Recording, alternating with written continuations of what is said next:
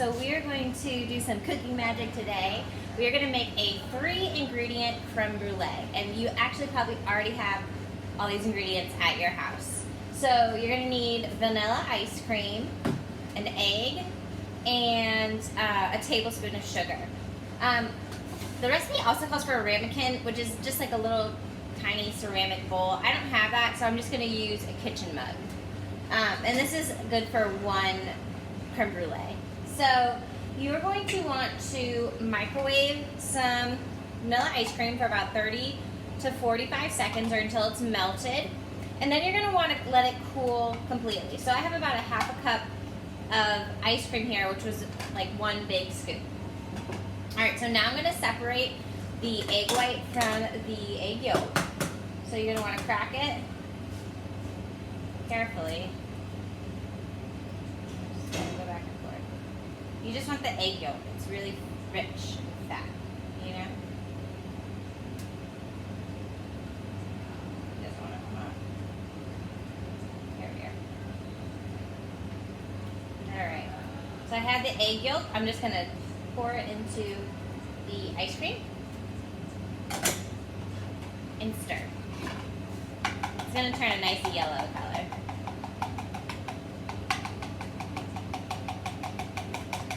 Now, I wish we had Haagen-Dazs here. That would be my ice cream go-to of choice. Alright. Looking good.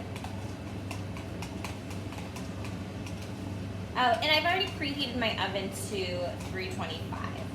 So now that this is thoroughly mixed, I'm going to pour it into my mug.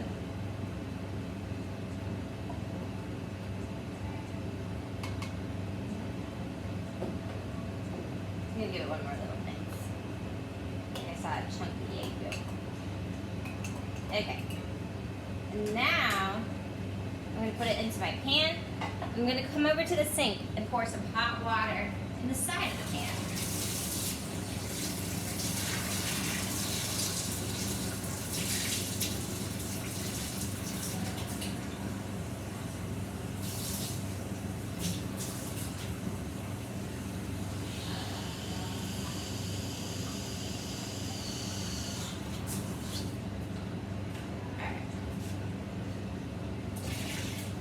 You want to fill it so it's about halfway full. And now I'm going to pop this guy in the oven. I'm going to let this bake for about 45 minutes.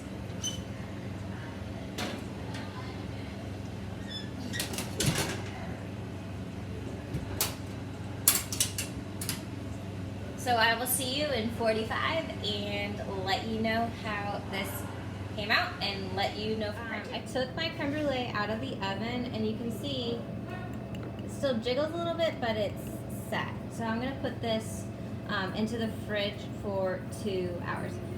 So this took a little bit longer to bake. I thought it would only take 40 minutes, but it took more like 2 hours. So you're going to bake this and then put it into the fridge for a couple of hours now too. What's nice about using the coffee cup is I can use the handle too. Alright. I'm going to go put it in the fridge now. Our creme brulee. So to finish this up, you're going to need your tablespoon of sugar and a non-stick pan. Now you might want to have a grown-up help you with this because you do have to work quickly and pay attention for clues. Just getting a spatula here. Okay, yeah, and you want a little spatula too. So we are going to make this sugar. We're going to melt it so it gets nice and crackly over our little creme brulee here. So this has been sitting in the fridge for a couple of hours. You can leave it covered for up to 3 days. So I'm going to light my burner and I'm going to melt this sugar. I'm going to keep stirring it because I want it to melt. Form nice crust. You want to definitely use a non-stick pan for this.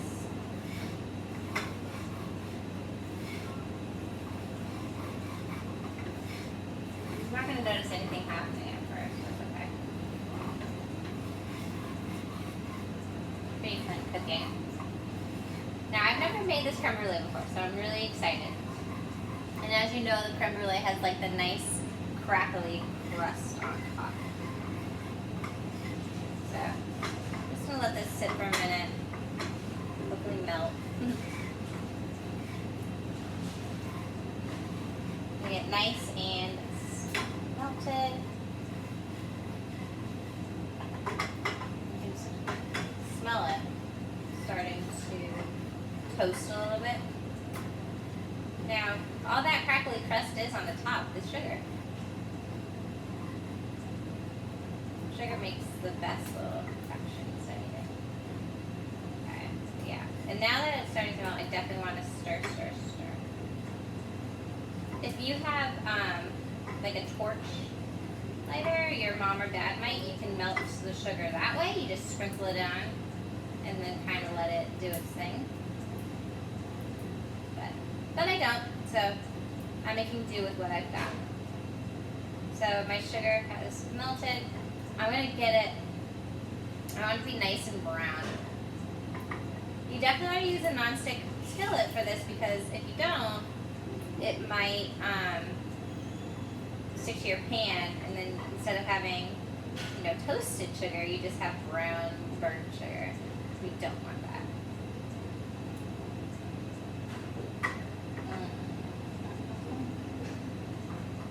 Alright. This is perfect. So right when it starts to bubble is when you're going to take it out. You can see. There we go. So I'm just going to pour this right on top of my creme brulee here. Let it cool. And it's going to form a nice crackly. Alright, moment of truth for my creme brulee. So as you can see, the sugar has made like a nice little crust on here. You can hear it. So I'm just going to break into this and enjoy my creme brulee.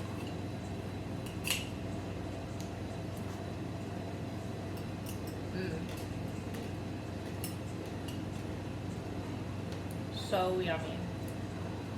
Alright. I hope you guys enjoyed making this at home.